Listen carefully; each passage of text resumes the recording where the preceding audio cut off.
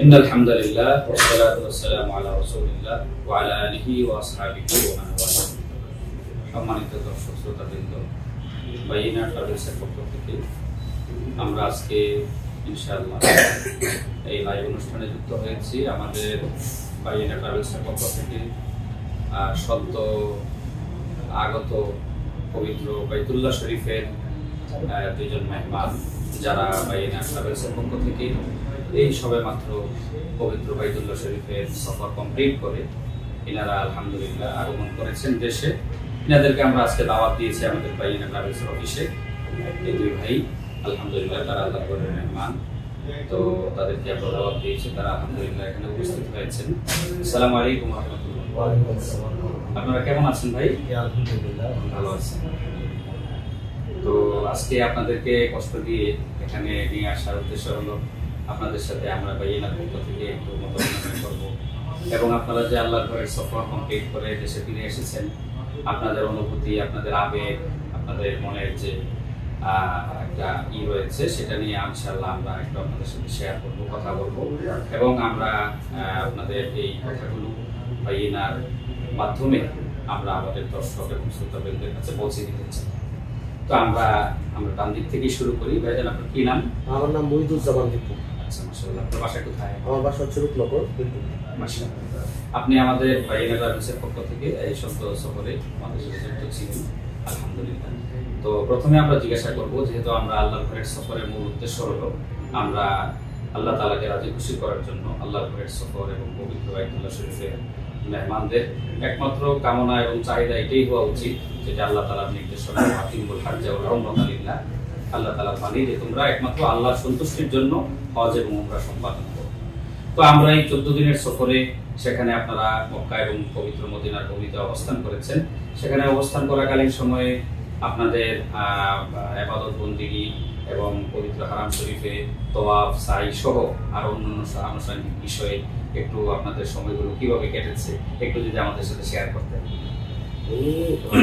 ছোট করে বলতে যদি বলা লাগে, খুবই অসাধারণ, কারণ এটা আমার প্রথম ছিল, একেবারে প্রথম। আমি সেখানেই জানবো, একদম আমার প্রথম অভিজ্ঞতা, এবং আমি একটু চিন্তিত ছিলাম যে মানে আমি পারবো কি না, মানে কতটুকু করতে পারবো, কতটুকু কিভাবে করতে পারবো। কারণ হচ্ছে আমরা তো নিয়ম কারণও জানি যে কিভাবে হচ্ছে ওমরার প্রত্যেকটা ধাপ কিভাবে পালন করতে হবে, মানে কোনটার পরে কোন স্টেজে কি করতে হবে, কি সূরা করতে হবে বা কি আমলটা করতে হবে, এগুলি আমরা তো কোনো কিছু আগে জানতাম না। কিন্তু আপনাদের বাইনার যারাই ছিল সাথে, প্রত্যেকেই ম্যানেজমেন্ট থেকে যারা ছিল, মোহাল্লাদ সাহেব, প্রত্যেকেই ইন্ডিভিজুয়ালি আমাদেরকে যেভাবে প্রত্যেকটা মানে ধাপে ধাপে প্রত্যেকটা সময় যেভাবে বুঝিয়েছে যে এই সময় এই জিনিসটা করা, মানে আমরা যদি বলতে চাই এভাবে বলতে পারি যে ওখানে আমাদের বাইনার পক্ষ থেকে নিযুক্ত যে মুআল্লিম ছিলেন, মুআল্লিমের যে সার্ভিস এবং ওখানে অবস্থানরত সময়ে এনাদের যে আমলের প্রতি বা ইবাদতের প্রতি, হাজী সাহেবদের প্রতি যে ওনার যে অ্যাক্টিভিটিসগুলো ছিল সেগুলো আপনাদের কেমন লেগেছে? হ্যাঁ, সত্যি কথা বলতে অসাধারণ কথায় বলতে গেলে, কারণ প্রত্যেকটা সময় আমাদের যা দরকার ছিল, যে আমল করা লাগবে, যে সূরা লাগবে, যা কিছু লাগবে, প্রত্যেকটা সময় আমাদের বুঝে দিচ্ছে যে এই সময় এটা করা লাগবে, এই সূরা পড়তে হবে, আমল করতে হবে, দিকে যেতে হবে, এদিকে এই কাজটা করতে হবে, প্রত্যেকটা। মাশাআল্লাহ, ধন্যবাদ ভাই আপনাকে। আমরা এই ভাইয়ের সাথে একটু পরিচিত হই। ভাই, আপনার নামটা কি? জমরুল হায়দার। জি। আপনার বাসা? আমার বাসা হলো গ্রিন রোডে। আচ্ছা, মাশাআল্লাহ, ভাই গ্রিন রোড থেকে এসেছেন। আমরা আমাদের আপনি খুব সদ্য সফর থেকে এসেছেন, তো আলহামদুলিল্লাহ আমাদের বাইনা ট্রাভেলসের পক্ষ থেকে আপনি হজে উমরার সফরে আপনার কাছে আপনি যে হোটেলটাতে ছিলেন মক্কা এবং মদিনাতে, হোটেলের সার্ভিস এবং এটার যে ডিসটেন্স ছিল এই ব্যাপারে কিছু যদি আমাদেরকে একটু বলতেন দর্শক শ্রোতাদের উদ্দেশ্যে। আসসালামু আলাইকুম। আমরা সদ্য উমরা কমপ্লিট করে এসেছি, তো খুবই ভালো লাগছে আর কি, মানে এদের সাথে আমি কি মানে উমরাতে গিয়ে। তো মদিনাতে হোটেলটা খুবই কাছে ছিল, এটা হয়তো হাঁটা 1 থেকে 1.5 মিনিট হাঁটলে মনে হয় এটা আমরা মানে নববী মসজিদ নববীতে আমরা পৌঁছে যেতাম। খুবই খুবই রাস্তাটা খুবই সহজ ছিল আর কি। তো এই জিনিসটা আমার খুব ভালো লাগছে আর কি। মানে আমরা সবসময় মনে করি মসজিদে গিয়ে নামাজ পড়তে পারতাম, 5 ওয়াক্ত নামাজ মসজিদে গিয়ে আমরা পড়তে পারতাম। এবং আমার সাথে একজন বৃদ্ধ ছিল আর কি, আমার শাশুড়ি, ওনার 70 হবে বয়স আর কি। তো উনি হেঁটে হেঁটে যেতে পারতো আর কি, তো অতটা ডিস্টেন্স মানে দূরত্ব ছিল না আর কি। আর সাথে আমার একটা বাচ্চাও ছিল, তো তাকে নিয়ে আমি মসজিদে গিয়ে নামাজ পড়তাম। মানে আল্লাহ রহমতে 5 ওয়াক্ত নামাজ এখানে পড়ার চেষ্টা করছি আর কি। তো ভালো লাগছে আর কি। আর মক্কার হোটেলটাও মোটামুটি কাছে, এটা মানে একদম কাছেই, এটা একটু সিঁড়ি দিয়ে নামলে এটা আপনার এই যে মানে বাইতুল্লাহ শরীফ 3 নাম্বার টয়লেটে একদম কাছাকাছি, মোটামুটি 1 মিনিট হাঁটলেই ওটা। হোটেলের যে আপনার সার্ভিসটা ছিল, বিশেষ করে হোটেলের তো বিভিন্ন রকমের কোয়ালিটির হোটেল থাকে, কিছু থাকে আপনার পুরাতন বাড়ি টাইপের, কিছু থাকে আপনার 3 স্টার বা 4 স্টার মানের হোটেল। আপনাদের হোটেলগুলো কিরকম মানের ছিল? এটা আসলে কি হোটেলগুলোর মান খুবই ভালো ছিল। ওই দেশে আপনার ওই দেশের তুলনায় আপনার যদি আমরা কম্পেয়ার করি বাংলাদেশের তুলনায়, তাহলে ওই দেশের হোটেলগুলো অনেক মান তাদের ভালো আর কি। হোটেল সার্ভিসও ভালো তাদের, মনে করেন আপনার সব ধরনের সুযোগ সুবিধাই থাকে হোটেলে। ইন্টারকম থেকে শুরু করে সবকিছু কল করলে তারা রেসপন্স করে আর কি রিসেপশনে। তো সব দিক থেকে মোটামুটি আর হোটেল বয় এদের ওই ভালো। পাশাপাশি যদি আমরা আরেকটা জিনিস জানতে চাচ্ছি আপনার কাছ থেকে, সেটা হলো যে হোটেলে অবস্থানের পাশাপাশি আমাদের প্যাকেজের পক্ষ থেকে আপনার 3 বেলা খাবারের ব্যবস্থা ছিল, যেটা বাংলাদেশি সুষম খাবারের ইন্তজাম প্যাকেজ থেকেই করা হয়েছে। তো সেই খাবারের ব্যাপারে যদি আপনাদের একটু মতামত বলতেন, খাবারটা কেমন লেগেছে? খাবারের মানটা খুবই ভালো ছিল, কারণ হলো খাবারটা মনে হয়েছে যে আমি দেশেই খাচ্ছি আর কি, এরকম আর কি। তো সবসময় তারা চাইতো যে মনে করেন আপনার দেশীয় যেসব খাবারগুলো, গরুর মাংস, মুরগির মাংস, তারপর রূপচাঁদা মাছ, তারপরে আপনার আলুর ভর্তা, ডিম বুনা, তো এগুলো মনে হয়েছে যে না আমি দেশেই খাচ্ছি, মনে করেন এরকমই মনে হচ্ছে। ডালটা সবসময় খুব ভালো লাগতো, ডালটা সবসময়। আসলে তো আল্লাহর ঘরের সফরটা আসলে মানুষ খাওয়া দাওয়ার জন্য যায় না, তারপরেও খাওয়াটা ইবাদতের জন্য এটা একটা সহায়ক ভূমিকা পালন করে। এজন্য খাবারটা যদি সুষম খাবার পরিবেশন করা হয়, তাহলে ইনশাআল্লাহ ইবাদত বন্দেগীর ক্ষেত্রে এটা একটা সহায়ক ভূমিকা পালন করে। আমার বিশ্বাস যে আপনারা আলহামদুলিল্লাহ সেরকম খাবারটুকু আপনাদেরকে পরিবেশন করা হয়েছে। এরপরে যদি খাবারের পাশাপাশি আমরা বলি যে আরো কিছু অতিরিক্ত ব্যবস্থাপনা প্যাকেজের পক্ষ থেকে ছিল, যেমন ফোর্স আইটেম ছিল, চায়ের ব্যবস্থা ছিল, এই ব্যাপারে যদি এটা আসলে কি আমরা খেজুর, তারপরে ফ্রুটস, এগুলো আসলে কি আমরা মানে আর সাথে জমজমের পানি, যেটা এখান থেকে তারা বলে দিয়েছিল, মানে যেটা বলছে তারা যে যাওয়ার পরে জমজমের পানিটা আমরা পাবো। তো আমরা হোটেলে লাগেজ রাখার পরেই দেখি যে আমাদের হোটেল রুমে পানি পৌঁছে গেছে আর কি। তো জমজমের পানি পৌঁছে গেছে। আর ফ্রুটস আর কি মনে করো ওনারা যেভাবে বলছিল, ফ্রুটস, খেজুর। তারপর আমরা যখন সফরে যেতাম, সফরে বাসের মধ্যেও তারা মানে এখানে নাস্তার ব্যবস্থা, খেজুরের ব্যবস্থা রাখতো। আমি একটু জানতে চাচ্ছিলাম আপনার কি এটা প্রথম সফর নাকি? না, আমার এটা প্রথম সফর, এবং আমি খুব চিন্তিত ছিলাম যে আসলে কি আমি এটা কমপ্লিট করতে পারবো কিনা, কারণ আমার সাথে একজন বৃদ্ধ ছিল আর কি, আমার শাশুড়ি। তো ওনার 70 এরকম এজ হবে আর কি। আপনার বৃদ্ধ শাশুড়িকে নিয়ে আপনি যে সফরটুকু কমপ্লিট করতে পেরেছেন, আলহামদুলিল্লাহ, আপনার তো কোনো অসুবিধা হয় না? আমার কোনো অসুবিধা হয় না, আর ওনারা সবাই হেল্পফুল ছিল আর কি। তো ওনার এর মধ্যে মানে মোয়াল্লেম সাহেব যিনি ছিলেন, উনিও খুব হেল্পফুল আর কি। তো উনি এরকম না যে 5 জন একসাথে হয়েছে এটা আমি এখন দোয়াটা পড়ে ফেলি, উনি দেখতো পিছিয়ে তাকে যে সবাই একসাথে হয়েছে কিনা। কারণ আমরা তো আসলে কি সবাই তো আর ওরকম ভাবে ওনাদের মতো আর সুরা পড়তে পারি না, দোয়া পড়তে পারি না, মানে মুখস্থ থাকে না। তো আমরা অল্প জানি আর কি। তো উনি দেখতো যে পিছনে দাঁড়ায় যে সবাই একত্রিত হয়েছে কিনা, যখন একত্রিত হইতো না একসাথে সবাইকে পড়াইতো আর কি। তো আমরা সাফা করাও সাই করার সময় এরকম করতো, উনি সবাইকে একত্রিত করায়, আফ করার সময় যে এগুলো করতো আর কি। তো এই জিনিসটা আমার খুব ভালো লাগছে আর কি, যে আমাদের যেটা ভয় ছিল যে আমি আসলে কোনো দোয়া পড়তে পারবো কিনা, না শুধু আমি ঘুরে চলে আসবো এখান থেকে, লাভ করে চলে আসবো, কিছু বলতে পারবো না মুখ দিয়ে, এরকম মনে হচ্ছে। কিন্তু না, ওনাদের খুব ভালো একটা ছিল যে সবাইকে একসাথে করে ওনার দোয়া পড়তো আর কি। তো এই জিনিসটা আমার খুব ভালো লাগছে। আপনাকে অসংখ্য ধন্যবাদ ভাইয়ের পক্ষ থেকে। আমরা একটু কিছু সময়ের জন্য এই ভাইয়ের সাথে আবার একটু যুক্ত হচ্ছি। ভাইজান, আপনি যদি একটু বলতেন, আমাদের এই প্যাকেজের একটা অংশ ছিল যে তাইফ সফর।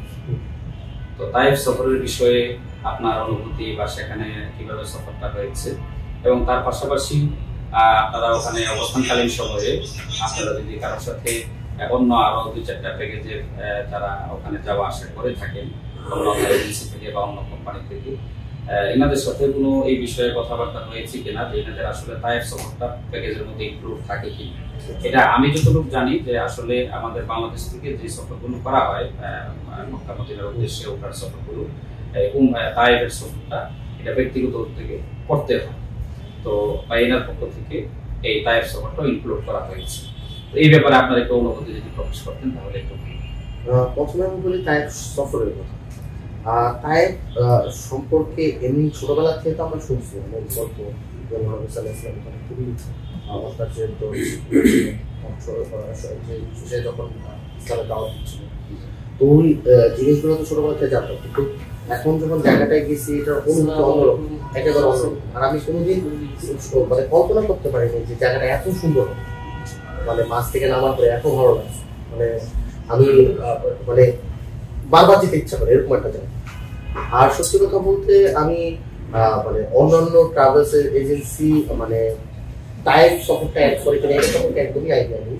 তবে হ্যাঁ, আমি এটা আমি ইনশোর করতে পারবো অন্যান্য বিষয়ে, সেটা হচ্ছে আমি যেটা যে কারণ হচ্ছে বা বায়ানার মানে চুজ করছি এটা, সেটা হচ্ছে অন্যান্য আমি যেসব ট্রাভেল এজেন্সি আমি চেক করে দেখছি যে তারা মক্কা আর মদিনার যে হোটেল, ওই হোটেলগুলা এত কাছে আমি পাই। এটা আমার সবচেয়ে বড় কারণ, একমাত্র কারণ। তো আমার একজন বয়স্ক মা, আপনার সাথে আপনার বয়স্ক মা আছে, 65 ইয়ার্স ওল্ড, এটা আপনার জন্য অনেক বড় সৌভাগ্য যে আপনার মাকে নিয়ে আপনি আল্লাহ পবিত্র বাইতুল্লাহ শরীফে সফর করতে পেরেছেন। তো আমি সত্যি কথা বলতে আমার প্রথম চাহিদাই ছিল যে আমার হোটেলটা কাছে থাকতে হবে, কারণ আমার মা যাতে একদম সুন্দরভাবে যেত।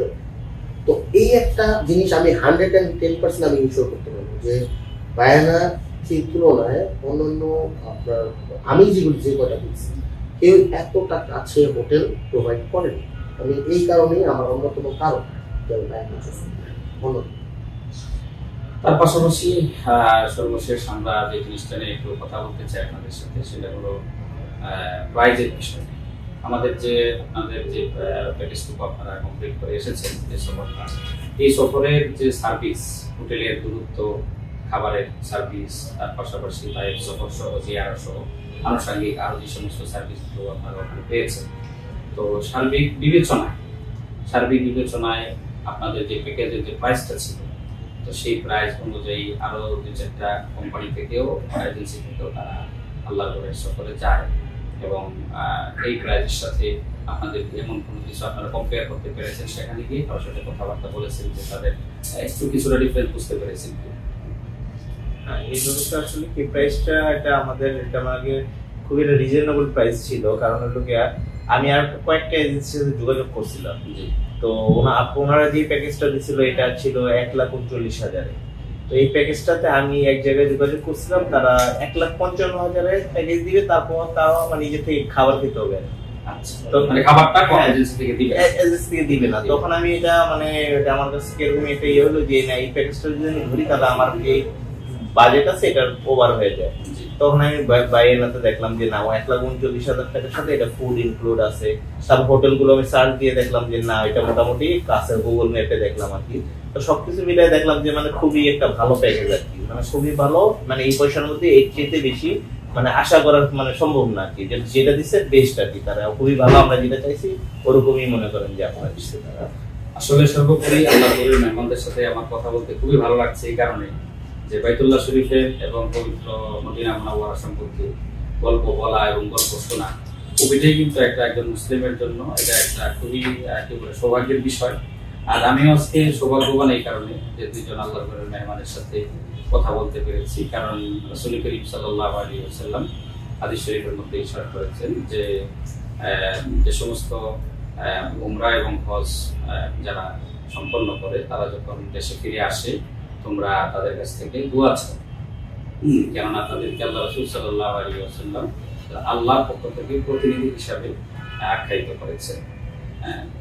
তো এই জন্য আল্লাহ রাসূল সাল্লাল্লাহু আলাইহি ওয়াসাল্লাম বলেছেন যে আল হুজ্জাজু ওয়াল উম্মাহু আল্লাহ হাইসুমা দাউ আজাবু, যে তারা হলো আল্লাহর পক্ষ থেকে প্রতিনিধি, তারা যখন দোয়া করে আল্লাহ তাআলা দোয়া ফেলে দেন না, দোয়া কবুল করেন।